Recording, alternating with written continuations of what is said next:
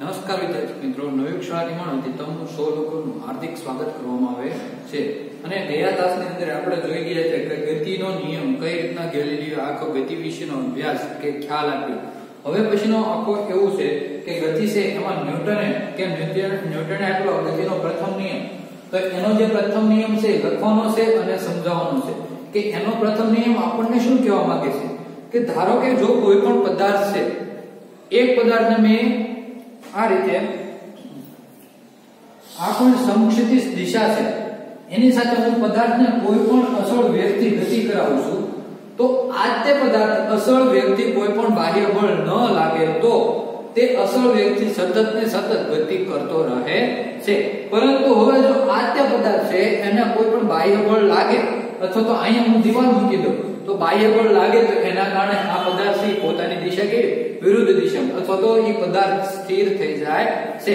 તો એનો ન્યૂટનનો ગતિનો પ્રથમ નિયમ સમજવા માટે તો એનો પ્રથમ નિયમ છે કે જો પદાર્થને એકવાર ગતિ આપ્યા બાદ એ સતત ને સતત ગતિ ચાલુ રાખે પરંતુ જો બાહ્ય બળ મળે તો એવું થાય છે કે એને એ ગતિ પોતાની અવરોધાય છે। એના આધારે આખું સમજાવવાનું છે। તો એનો પ્રથમ નિયમ છે એ આપણે જોઈએ કઈ રીતના છે।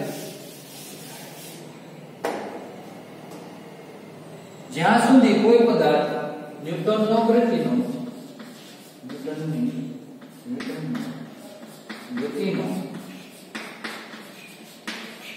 પ્રથમ નિયમ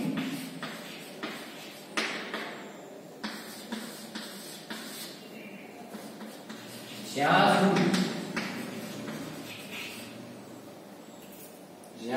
સુધી કોઈ પદાર્થ પર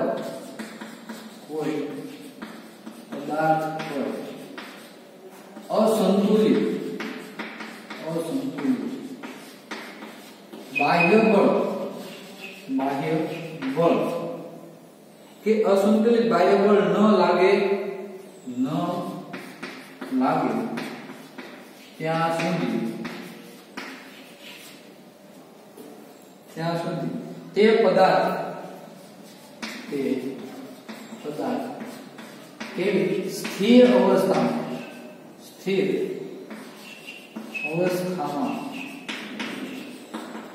કેવી કે સ્થિર અવસ્થામાં હોય તો સ્થિર અવસ્થામાં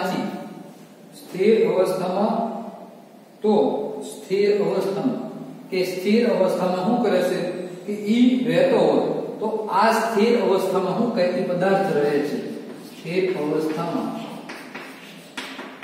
તે પદાર્થ રહે છે। હવે જો કે આ પદાર્થ તો સ્થિર છે પરંતુ એ સ્થિર પદાર્થને કોઈ પણ પ્રકારનું બાહ્ય બળ આપવામાં આવે તો શું કરે છે એ પદાર્થ એની પોતાની ગતિ ચાલુ કરે છે। હવે તેને અસળ વેગથી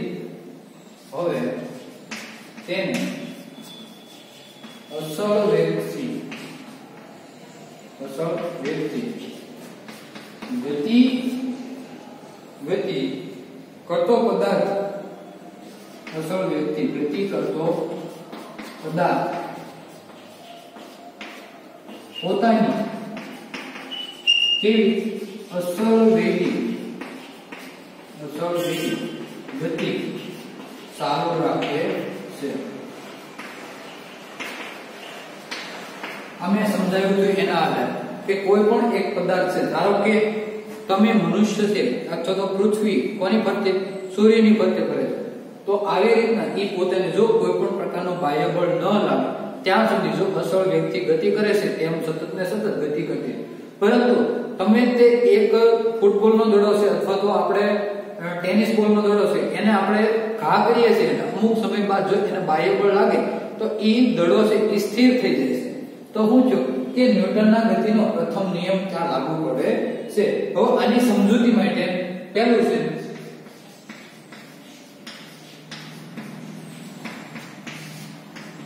કે કઈ રીતે તો સ્થિર અવસ્થામાં રહેલા પદાર્થ પર અસંતુલિત બાહ્ય બળ ન લાગે તો તે સ્થિર અવસ્થામાં જ રહે છે। તો લખીએ સ્થિર અવસ્થામાં રહેલા પદાર્થ પર બાહ્ય બળ ન લાગે બાહ્ય બળ ન લાગે તો તે સ્થિર અવસ્થામાં રહે છે. કે કોઈ પણ પદાર્થ છે જો એના ઉપર બાહ્ય બળ ન લગાડવામાં આવે તો એ કેવી સ્થિર અવસ્થામાં રહે છે. આના માટે એક તમે ઉદાહરણ જોઈએ કે કઈ રીતે કે તમારે કોઈ પણ પાઠ્યપુસ્તક છે એને તમે ટેબલ ઉપર રાખો તો એ ટેબલ ઉપર તમે મૂકી દો, ત્યારબાદ એક જગ્યાએથી બીજી જગ્યાએ જશે નહીં જાય. તો એને એક જગ્યાએથી બીજી જગ્યાએ લઈ જવા માટે આપણે એને શું કરવું પડે કે કાં તો ઉસકવું પડે કાં તો એને ધક્કો મારવો. તો એવી રીતના એ એક જગ્યાએથી બીજી જગ્યાએ જાય છે. તો ટેબલ પર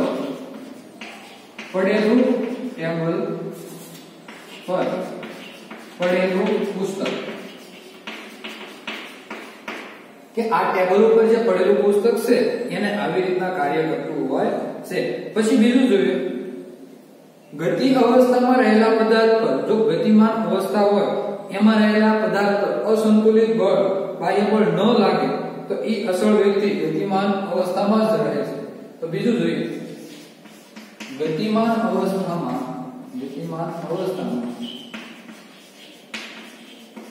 રહેલા પદાર્થ પર અસંતુલિત બાહ્ય બળ ન લાગે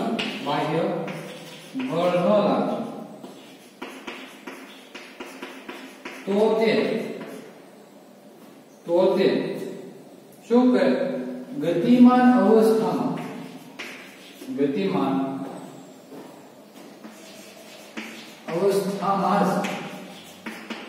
રહે છે.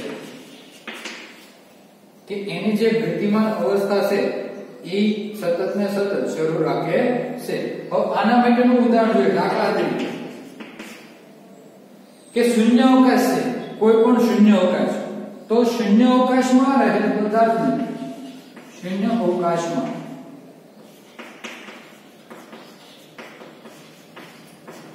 રહેલ કોઈ પણ વસ્તુ જો તેને ગતિ કરેલી હોય અથવા તો ગતિ આપેલી હોય તો તે ગતિ સતત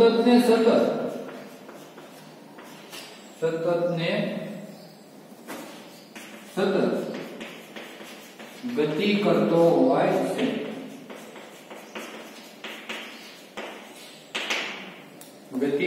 હોય છે. તો આ રીતે આખો ન્યૂટનનો ગતિનો પ્રથમ નિયમ, જે ન્યૂટનની ગતિનો પ્રથમ નિયમ આપેલો છે એના આધારે એની સમજૂતી. તો આ તમારે પ્રશ્ન જે મેં તમને અહીંયા શીખવાડ્યો એ પ્રશ્ન તમારે આખો તમારી પાટી નોટની અંદર લખી નાખવાનો છે અને એકવાર તમારે પોતાની રફ નોટની અંદર પણ લખી નાખવાનો રહેશે. પછી આગળ જોઈએ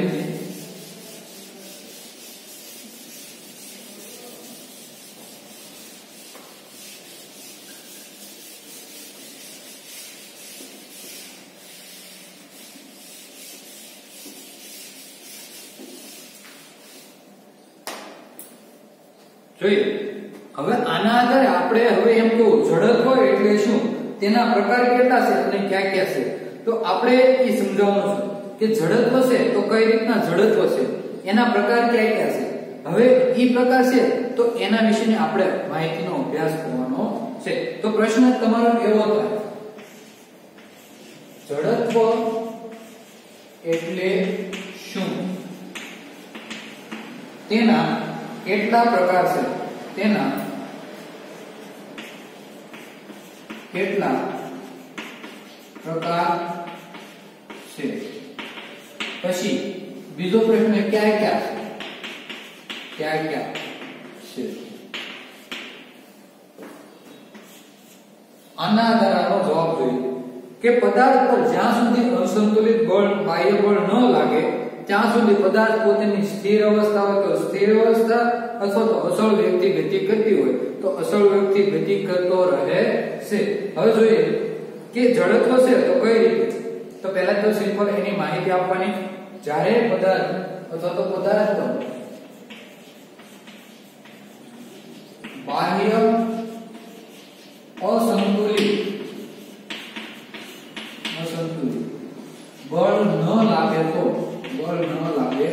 તો તે પોતાની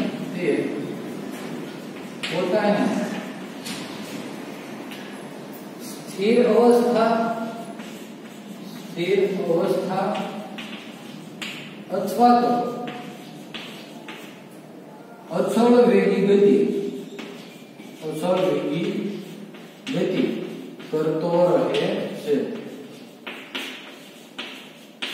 કે એને જો કોઈ પણ પ્રકારનો બાહ્ય બળ ન લગાડવામાં આવે તો જો તો એ પદાર્થ સ્થિર અવસ્થામાં હોય તો સ્થિર અવસ્થામાં રહે છે, અચળ વેગથી જો ગતિ કરતો હોય તો અચળ વેગથી સતત ને સતત ગતિ કરતો રહે છે. હવે આ જે પદાર્થનો ગુણધર્મ છે એને શું કહેવાય? પદાર્થનું જડત્વ કહેવામાં આવે છે. આ પદાર્થના ગુણધર્મને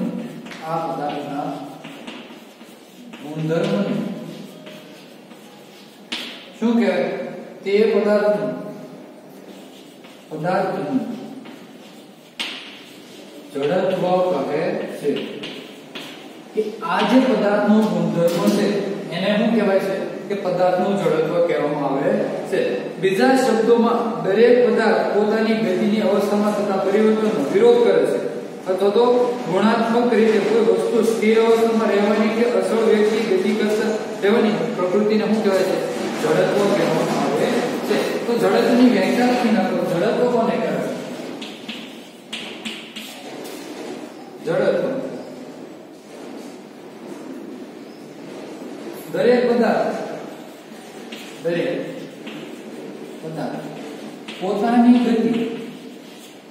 પોતાની ગતિની અવસ્થામાં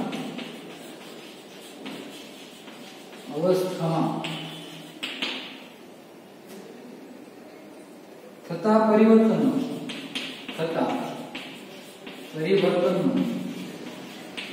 વિરોધ કરે છે. ગુણાત્મક રીતે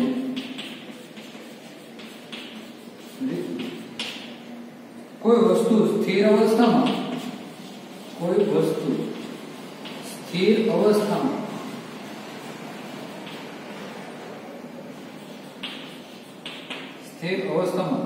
રહેવાની કે અચળ વેગથી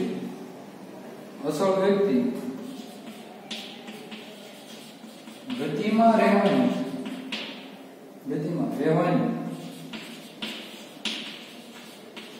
પ્રકૃતિને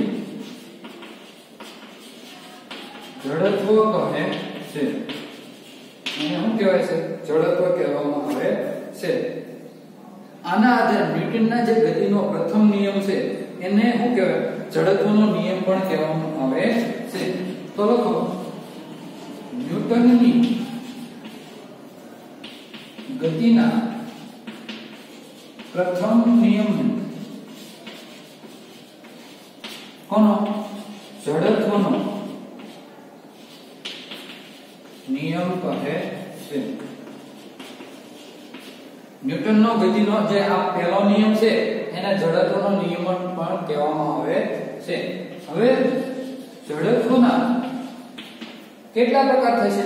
કુલ ટોટલ 3 પ્રકાર છે. જડત્વના 3 પ્રકાર છે. ક્યાં? પહેલું, બીજું અને ત્રીજું. તો એના કયા પ્રકાર છે? પહેલું સ્થિર સ્થિતિનું જડત્વ.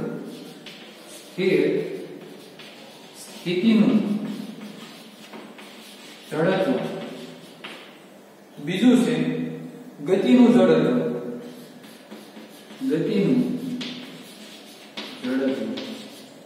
ત્યારબાદ ત્રીજું છે દિશાનું જડત્વ.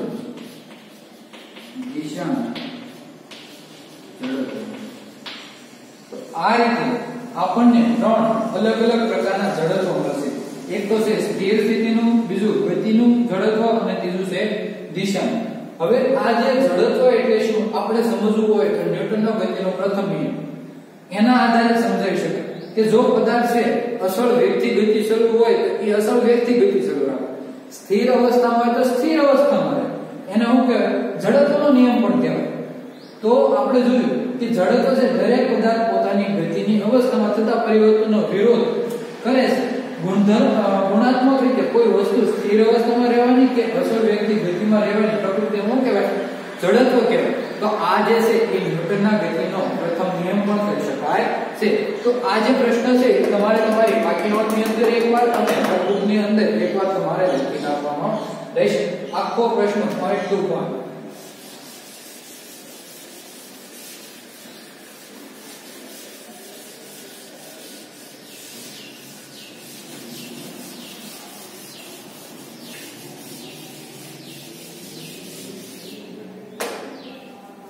હવે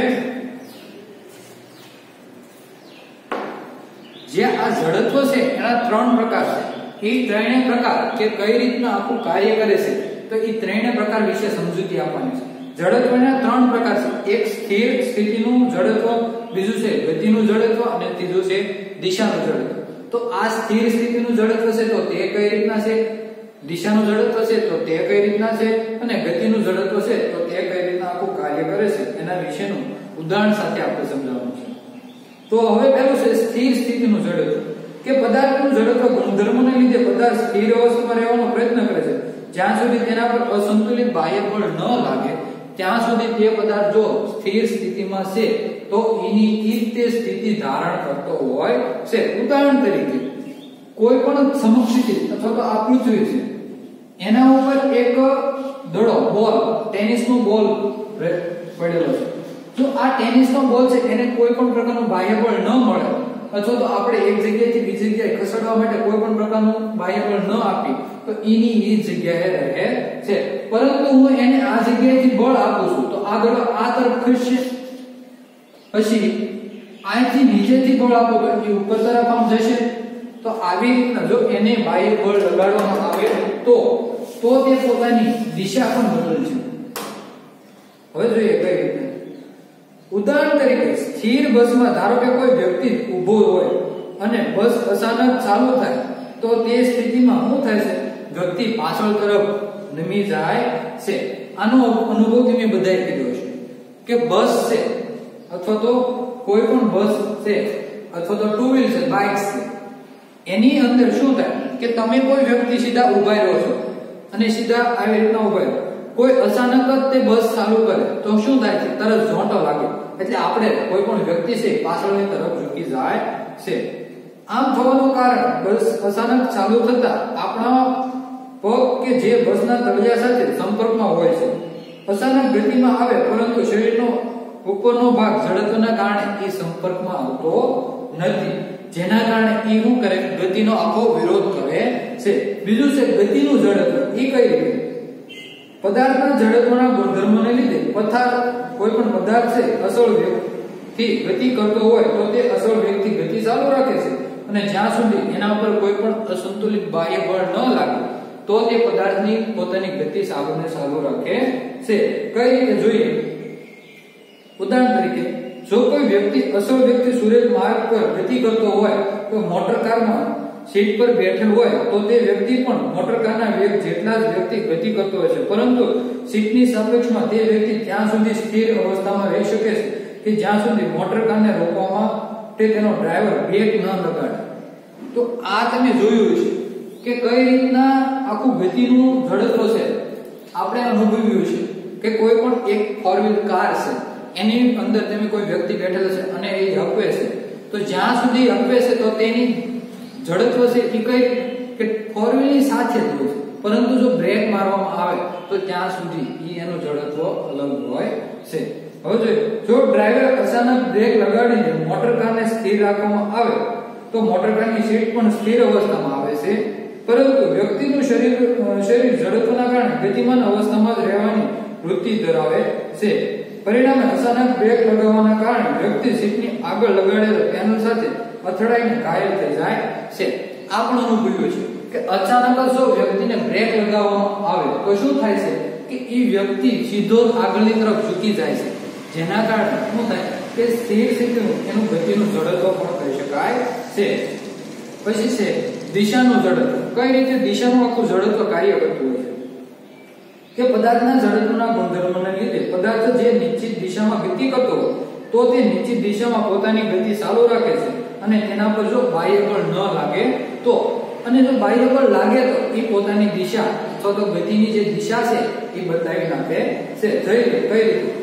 કે કોઈ પણ એક સૂર્યપથ પર તમે એક દડાને ઘા કરો છો અથવા તો ફેંકો છો તો તે પોતાની દિશા એની ઈજ પકડી રાખે છે, પરંતુ તમે કોઈ પણ વોલીબોલનો દડો, ફૂટબોલનો દડો અથવા તો ટેનિસનો દડો એને કોઈ પણ દિવાલ સાથે અથડાવો છો તો ઈ દિવાલ સાથે અથડાઈને એની વિરુદ્ધ દિશામાં આવે છે. તો આ રીતના જડત્વના 3 પ્રકાર એના વિશેની માહિતી. તો હવે આપણે આવતા તાસની અંદર જોઈશું કે જડત્વ છે તો એના 3 પ્રકાર કઈ રીતના છે અને એના 3ના ઉદાહરણ આપણે આપવાના રહેશે. હવે આ તાસની અંદર જે જોઈ ગયા કે ન્યૂટનનો ગતિનો પ્રથમ નિયમ અને જડત્વ એટલે શું તેના પ્રકાર, આ બંને પ્રશ્નો તમારે પાકા કરી નાખવાના છે અને પાકી નોટની અંદર અને રફબુકની અંદર પણ લખી નાખવાના છે. જડત્વ છે તો જડત્વને મેં કઈ રીતના સમજાવ્યું એ પણ તમારે આવતા તાસની અંદર એકવાર રિવિઝન કરવાનું રહેશે. બસ તો જય હિન્દ, જય ભારત.